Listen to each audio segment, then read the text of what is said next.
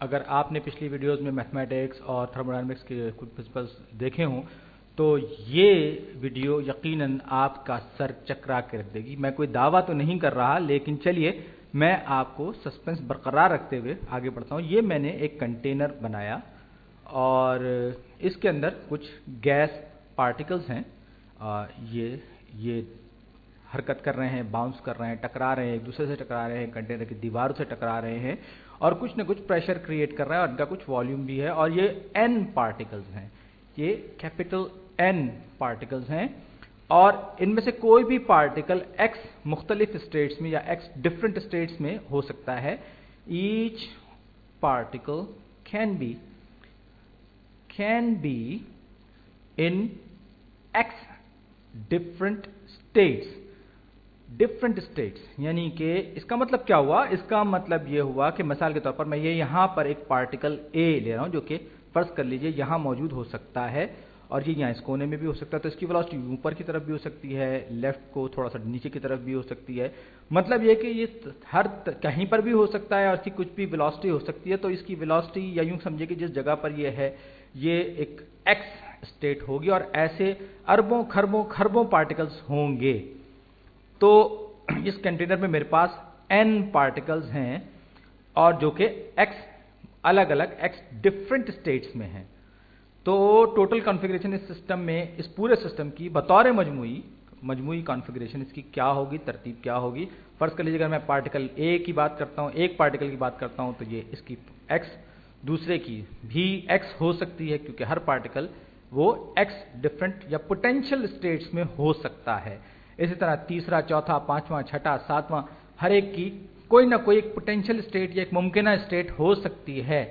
तो x तीसरे particle के लिए भी x पोजीशन हो सकती है इसकी। इसी तरह 4, 5, 6, 7 होते होते n पार्टिकल्स जो हैं उनकी x स्टेट्स हो सकती हैं। तो ये एक थोड़ा सा कॉम्बिनेटोरिक्स का वर्क हो गया। तो ये n पार्टिकल्स को अगर मैं मल्टीप्लाई कर दूं इनकी डिफरेंट स्टेट्स को तो मुझे एक ओवरऑल एक स्टेट मिल जाएगी, कॉन्फ़िगरेशन मुझे मिल जाएगी जो कि इन सारे के सारे पार्टिकल्स का मजमुआ कहलाई जा सकती है। और अगर हम बात कर रहे हैं तो यहाँ पर एक हर पार्टिकल की कोई भी मुख्तलिफ स्टेट्स में हो सकता है। अगर एक पार्टिकल 3 डिफरेंट स्टेट्स में हो सकता है और 3 पार्टिकल्स हो तो वो 3 टाइम्स 3 × 3 27 डिफरेंट स्टेट्स में हो सकते हैं। तो अगर x पार्टिकल्स हैं, n पार्टिकल्स हैं और इनमें से हर एक x स्टेट्स में हो सकता है, तो ये x to the power n different configurations हो सकती हैं या स्टेट्स हो सकती हैं इस पूरे सिस्टम में इन पार्टिकल्स की टोटल स्टेट्स। अब जाहिर बात है कि ये हम एक थोड़ा सा स्टैटिस्टिकल वर्क कर रहे हैं और ये पोटेंशियल स्टेट्स की बात कर रहे हैं और अगर हम चाहें तो इस कंटेनर को अगर हम छोटा कर दें तो हमारे पास स्टेट्स छोटी होंगी, कम हो जाएंगी। हम पार्टिकल्स कम कर दें तो भी हमारे पास स्टेट्स की तादाद जो है, पॉसिबल या पोटेंशियल स्टेट्स की तादाद हमारे पास कम हो जाएगी। तो अब इस पूरे सिस्टम में कितनी स्टेट्स हो सकती हैं या कितने मैक्रो, इस तरह का एक मैक्रोस्टैटिक ये मैक्रो सिस्टम की हम बात करें और थर्मोडायनेमिक्स में हम बात करें, एक स्टेट वेरिएबल हम डिफाइन करने जा रहे हैं जिसका ताल्लुक इन सारे पार्टिकल्स की पोटेंशियल या मुमकिना स्टेट से है। तो ये S फॉर स्टेट्स आप समझ सकते हैं। और क्योंकि बहुत बड़ा नंबर है, हम बात करें बहुत ज़्यादा पार्टिकल्स की, तो मैं इसे फर्ज कर लीजिए मैं इसको लॉग के तौर पर प्रेजेंट करता हूं। तो ये होगा नेचुरल लॉग। इस केस में मेरे पास जो नंबर है, नंबर ऑफ पार्टिकल जो स्टेट्स हैं वो x है और नंबर ऑफ पार्टिकल्स मेरे पास n है। तो ये है नंबर ऑफ पोटेंशियल स्टेट्स। सही, ये बात याद रखिए, पोटेंशियल का मतलब मुमकिना स्टेट्स हैं। तो यानी कि कोई भी पार्टिकल किसी भी जो स्टेट में हो सकता है तो उसके पास x स्टेट्स हो सकती हैं। तो यहां पर मैंने एक कांस्टेंट, स्केलिंग कांस्टेंट मैं डिफाइन कर रहा हूं क्योंकि मेरे पास इस पैरामीटर्स स्केल चेंज हो सकता है। तो ये एक स्टेट वेरिएबल है जो कि इन पार्टिकल्स के पोटेंशियल स्टेट्स को डिफाइन करने की कोशिश कर रहा है। तो ये इसको मैं एक बॉक्स में अलग कर देता हूं और अब मैं क्या करता हूं, अब मैंने ये बॉक्स को कॉपी किया ताकि अब मैं मजीद आगे बढ़ूं, जो आपको माइंड ब्लोइंग बात जो मैं बताने जा रहा हूं। ये बॉक्स इधर है और फर्ज कर लीजिए कि इसी के साथ एक और बॉक्स रखा हुआ है जो साइज में इसके बिल्कुल बराबर है, यानी आइडेंटिकल है, यानी इसका वॉल्यूम जो है वो बिल्कुल बराबर है। ये बनाने में मुझसे थोड़ी सी गलती हो गई है, लेकिन आप अस्यूम कर सकते हैं कि ये एक बिल्कुल बराबर वॉल्यूम वाला बॉक्स है। तो अब क्या करता हूं मैंने अचानक ये जो बीच की दीवार थी इन दोनों बॉक्सेस की, ये मैंने बिल्कुल अचानक खत्म कर दी, बिल्कुल गायब कर दी। और जैसे ही मैंने ये दीवार खत्म की, वैसे ही ये एक आइसोस्टैटिक प्रोसेस नहीं रहा, यानी इसकी स्टेट जो है वो तब्दील एकदम से होगी, और ये पार्टिकल जो इस वक्त इस दीवार से टकरा रहे थे, इन्हें दीवार नहीं मिलेगी और ये इधर इधर जाना शुरू हो जाएंगे और फिर आगे जाकर दीवार से टकरा के बाउंस बैक होंगे, और इसी तरह ये ऊपर नीचे भी जाके टकराएंगे, हर डायरेक्शन में टकराएंगे, क्योंकि इनको तो पता ही नहीं था कि ये जो दीवार है ये बीच में से गायब हो गई है, और ये जो है वॉल्यूम भी तब्दील होगा, प्रेशर भी जाहिर बात है तब्दील होगा, और ये फैल जाएगी गैस जरा सी देर के अंदर अंदर इस पूरे वॉल्यूम में। लेकिन इस पूरे दौरान जो है इस सिस्टम में हिजान बरपा रहेगा, हेल बरपा रहेगा। तो इसका जो वॉल्यूम अगर V था शुरू में, तो यहां पर क्योंकि इसका भी वॉल्यूम था, तो ये 2V, दो वॉल्यूम्स ऐड हो जाएंगे, इक्वल या आइडेंटिकल वॉल्यूम्स ऐड होकर ये 2V हो जाएंगे। तो अब हम इन दोनों को किस तरह से रिलेट करेंगे, आइए हम देखते हैं। तो अब टेम्परेचर के बारे में क्या ख्याल है? आपको मालूम है कि टेम्परेचर जो है वो एवरेज काइनेटिक एनर्जी होता है किसी भी सिस्टम में पार्टिकल्स की, और एवरेज काइनेटिक एनर्जी पर इस फैलाव के नतीजे में कोई फर्क नहीं पड़ा है। तो काइनेटिक एनर्जी तो ये सब उसी तरह से दाएं बाएं ऊपर नीचे आगे पीछे हरकत करते रहेंगे उसी वेलोसिटीज के साथ। तो इसका मतलब क्या हुआ? इसका मतलब ये हुआ कि काइनेटिक एनर्जी पर कोई फर्क नहीं पड़ा, तो टेम्परेचर भी तब्दील नहीं हुआ, टेम्परेचर यहां पर कांस्टेंट रहा है। यानी अगर ये T1 था तो ये एक्सपेंशन के बाद भी जो हमने जाहिर दीवार हटाकर जो एक्सपेंड किया है इसको, तो भी ये T1, पहले मेरे पास सिलेंडर था उसमें मैंने एक्सपेंड किया था और टेम्परेचर नीचे चला गया था, लेकिन यहां पर ऐसा कोई केस नहीं है। इसी वजह से यहां पर टेम्परेचर नीचे नहीं गया है, बल्कि मैंने एक और बॉक्स लगा दिया और उसको एकदम से बीच की दीवार जादू से मैंने गायब कर दी। तो अगर ये पिस्टन होता यहां पर, ये पार्टिकल्स इसको फोर्स लगाकर ऊपर की तरफ धकेलते या आगे की तरफ धकेलते, तो फिर शायद ये होता कि ये जो है हम ये कुछ वर्क करते और इनकी कुछ काइनेटिक एनर्जी इस्तेमाल होती वहां पर, लेकिन ऐसा नहीं हुआ। उम्मीद है ये आप समझ गए होंगे। और अब अगर आप ये सोचिए कि ये यहां पर ये माइक्रो लेवल की अगर हम बात करें, तो ये पार्टिकल्स जो है ये यहां पर आके जमा हो जाएंगे, और इसमें यकीनन कोई अजीबोगरीब या अचंभे वाली बात नहीं है, क्योंकि यहां पर वॉल गायब हुई है और ये फिर थोड़ी देर बाद जाके आगे से टकराना शुरू कर देंगे, मगर इनकी जो काइनेटिक एनर्जी है उस पर कोई फर्क नहीं पड़ेगा। अब हम अपनी कंप्यूटेशन, अपने हिसाब किताब एक बार फिर शुरू करते हैं। तो हमारे पुराना जो वॉल्यूम था उसमें हमारे पास x स्टेट्स थी, हर पार्टिकल की x स्टेट थी, लेकिन यहां मेरे पास वॉल्यूम बढ़ गया है, मेरे पास वॉल्यूम 2V हो गया है। तो इस सूरत में इनके पास, हर पार्टिकल के पास इस वक्त जो पोटेंशियल स्टेट्स हैं वो 2x हो गई हैं। क्या आप समझ में आया? यानी कि यहां पर मेरे पास दुगना वॉल्यूम हो गया है, यानी कि अब पार्टिकल्स जो ज्यादा पोजीशंस ले सकते हैं इस ज्वाइंट बॉक्स के अंदर। यानी फर्ज कीजिए अगर यहां पर A पार्टिकल होता और B वॉल्यूम में इसको हम देखते, तो ये A डॉट B ये होता x, यानी कि इसकी पोजीशन या इसकी जो स्टेट होती वो हम इस तरह से डिफाइन करते। लेकिन यहां पर मेरे पास एरिया जो है वो 2A हो गया है और 2A हो गया है, और पार्टिकल जो है वो वही, इसकी पोजीशन अगर B है, तो इस तरह मेरे पास 2x डिफरेंट स्टेट्स हो जाएंगी इसी एक पार्टिकल के लिए, क्योंकि मैंने वॉल्यूम बढ़ा दिया और उसको अब ज्यादा ट्रैवल करना पड़ेगा, या यूं कहिए कि ये ज्यादा पोजीशंस में पाए जाने के इसके इम्कान है। लिहाजा 2x इंटू 2x, हर पार्टिकल के लिए 2x पोटेंशियल पोजीशंस हो सकते हैं। तो n पार्टिकल्स के लिए जो पोटेंशियल पोजीशंस होंगी वो, अगर मैं इसको फर्ज कर लीजिए s जो पहले मेरा था उसको मैंने इनिशियल कहा, तो s फाइनल यानी sf जो है सॉरी, ये एक कोई कांस्टेंट है k, और नेचुरल लॉग, अब मेरे पास जो नंबर आया है वो आया है 2x raise to the power n, 2x whole raise to the power n। तो अब मेरा सवाल यह है कि इस s में ये जो स्टेट वेरिएबल मैंने एक नया डिफाइन किया है, इसमें क्या तब्दीली आई है वॉल्यूम बढ़ने के नतीजे में।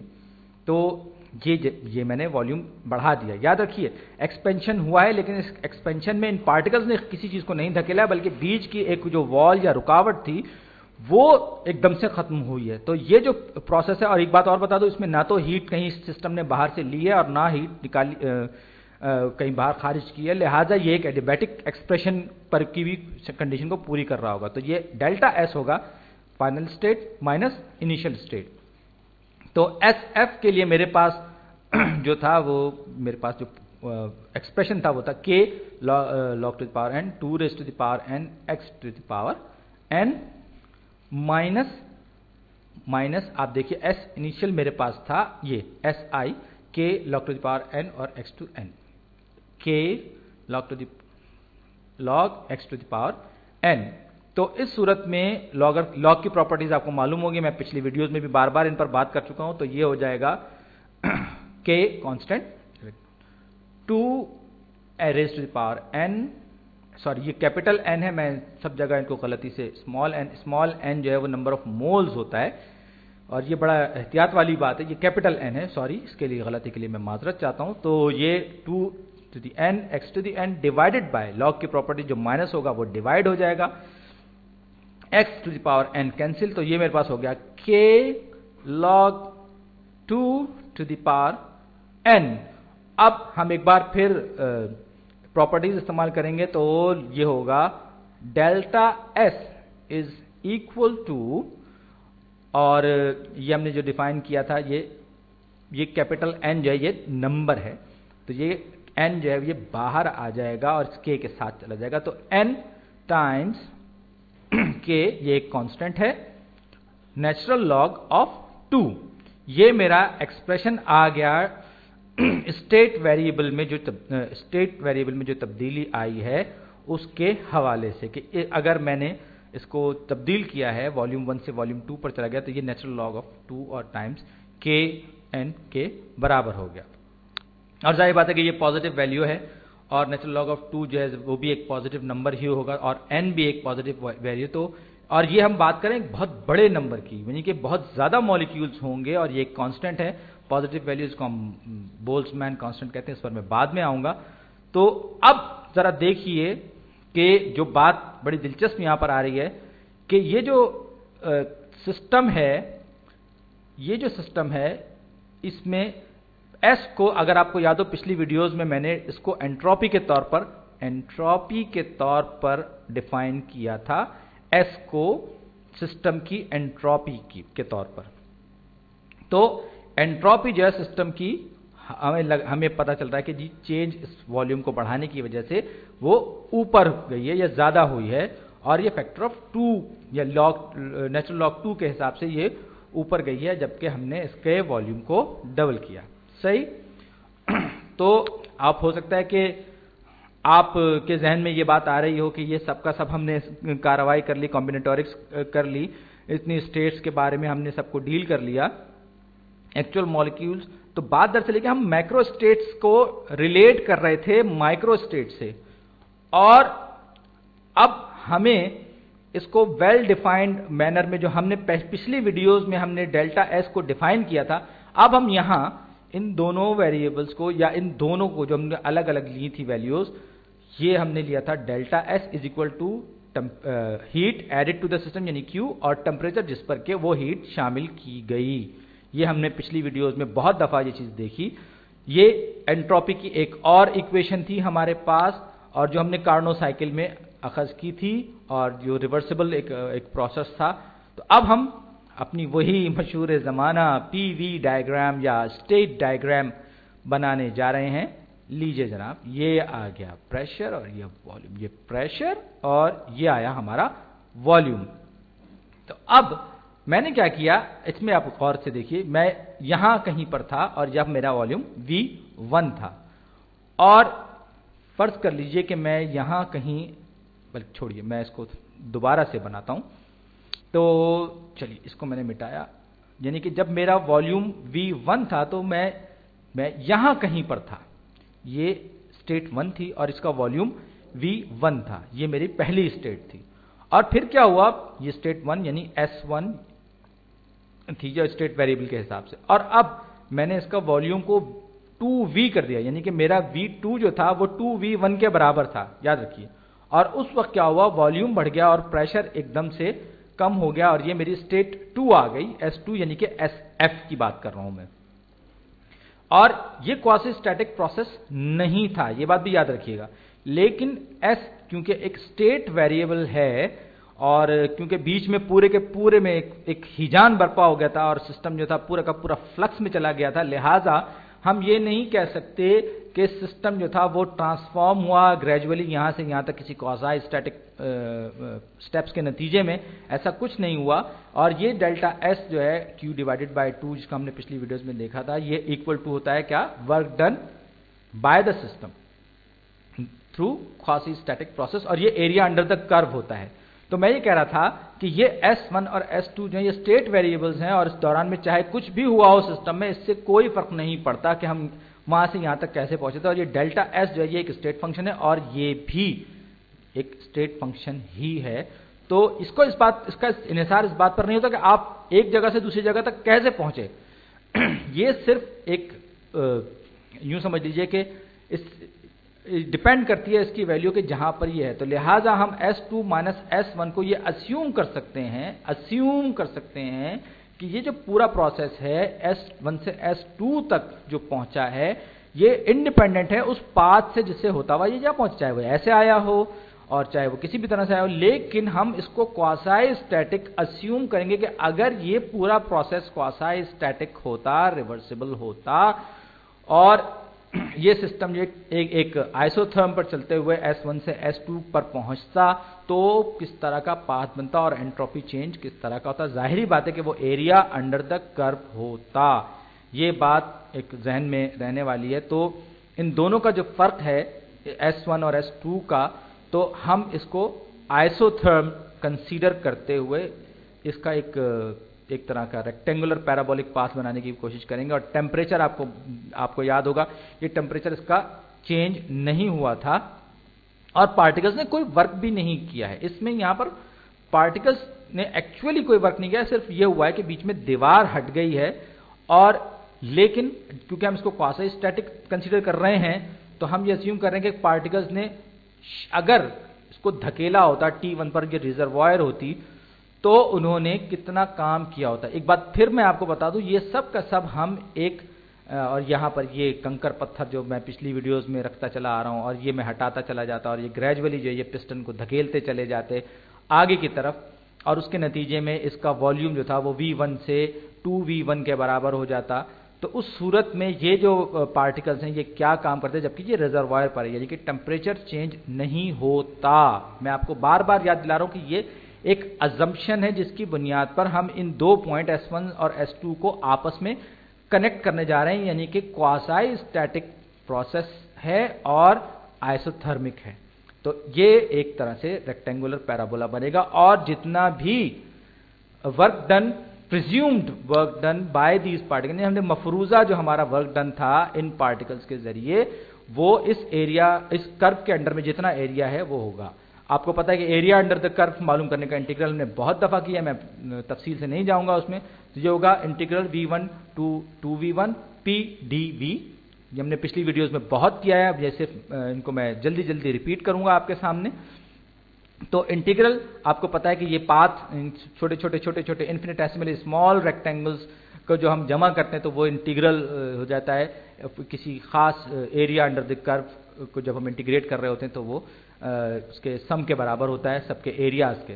खैर, तो अब integral V1 to 2V1, pressure का आपको PV is equal to nRT, तो P हो जाएगा nRT divided by V, nRT over V और dV, सही।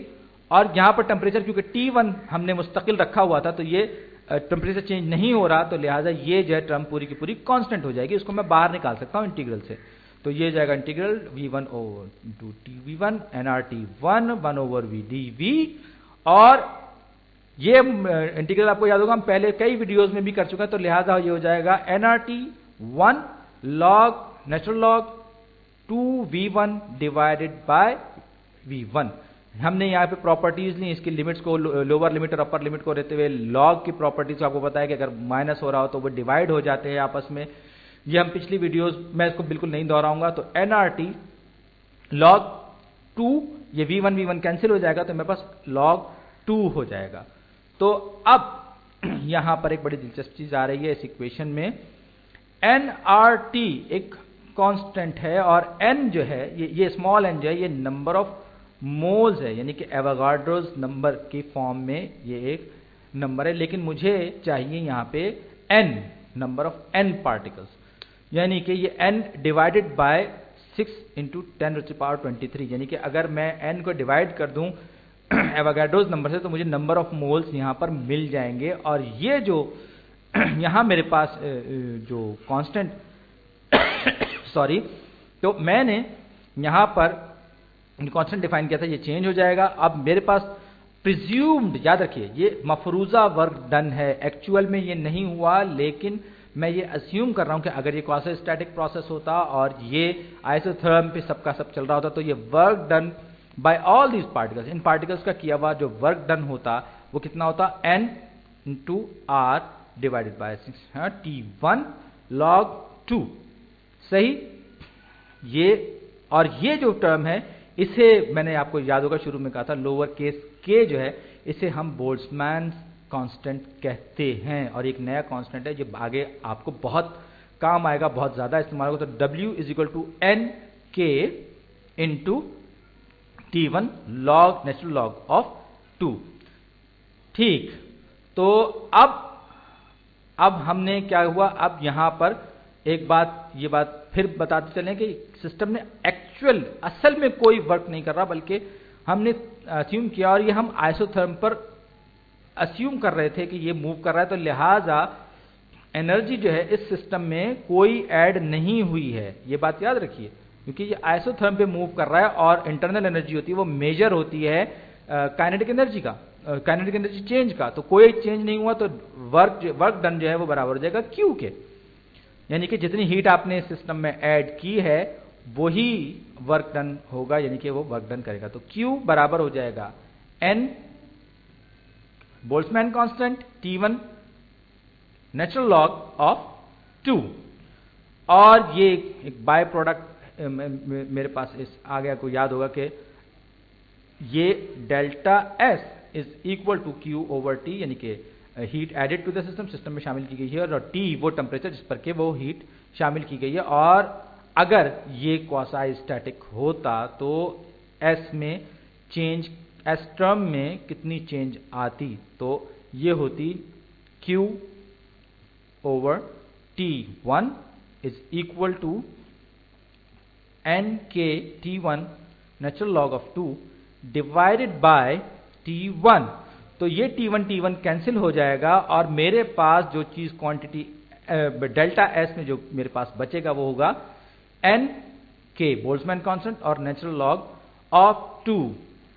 अब आपको अजीबोगरीब फीलिंग, अजीबोगरीब सा एहसास होना शुरू हो जाएगा कि मैंने पिछली वीडियो में ये कहा था कि जब हम थर्मोडायनामिक्स में बात कर रहे थे कि ये एक स्टेट वेरिएबल है जो कि हीट से डील करता है, ये वाला heat added to the system से, और ये heat applied to the system से, यानी कि सिस्टम को जितनी हीट जिस टेम्परेचर पर दी गई है, ये स्टेट वेरिएबल जो डेल्टा S या S जो है वो इससे डील करता है।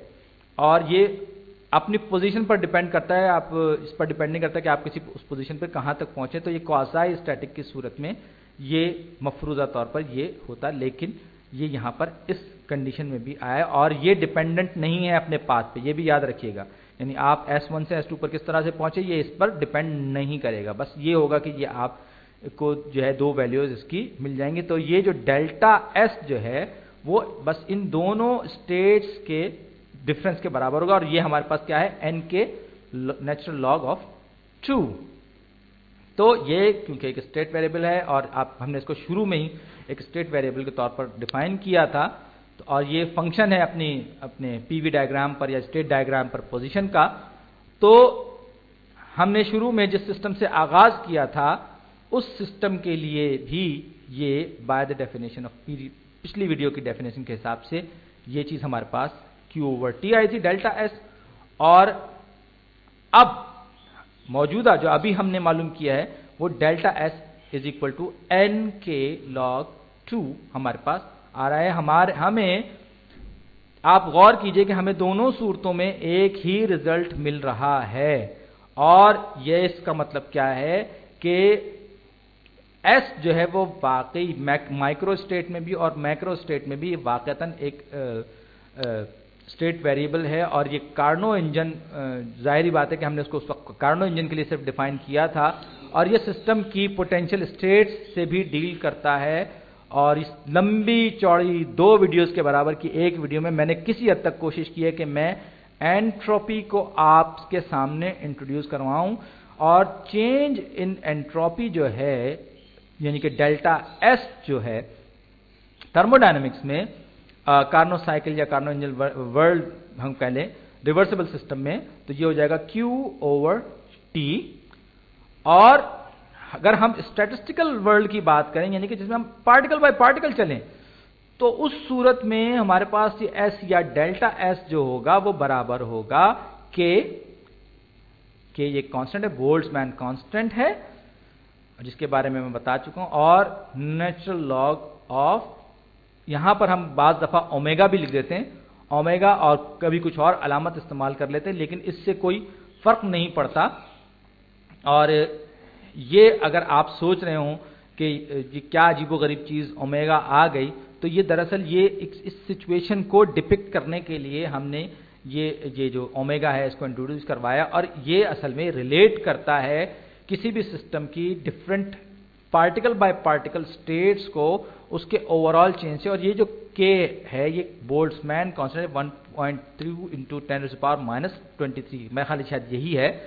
तो अब एंट्रोपी का जो इंट्यूशन है वो एक तो ये है हमारे पास कार्नो इंजन के केस में, जो हमने एक बड़े मैक्रो स्टेट की बात जब की थी उसके हवाले से, और केमिस्ट्री क्लासेस में आपको ये भी बताया था कि डिसऑर्डर है और कमरे में अगर चीज़ें ज़्यादा फैली हो तो एंट्रोपी ज़्यादा होगी, और ये सब बातें आपसे उमूमन कही जाती हैं, और जो कि एक मिसाल के तौर पर, लेकिन ऐसा बिल्कुल भी नहीं है। जी हाँ, इसके बजाय आप ये कह सकते हैं अगर कोई स्टेडियम लोगों से भरा हुआ हो तो उसमें ज़्यादा स्टेट्स होंगी, अब बनिस्बत इस बात की कि उसमें कोई भी आदमी ना हो, या यूँ समझ लीजिए कि एक स्टेडियम में हाई टेम्परेचर पर अगर है तो उसके में एंट्रोपी ज़्यादा होगी बनिस्बत मेरे रेफ्रिजरेटर के अंदर के एनवायरनमेंट की, क्योंकि वहाँ पर कम पार्टिकल है और स्टेडियम में बहुत ज़्यादा पार्टिकल्स हैं।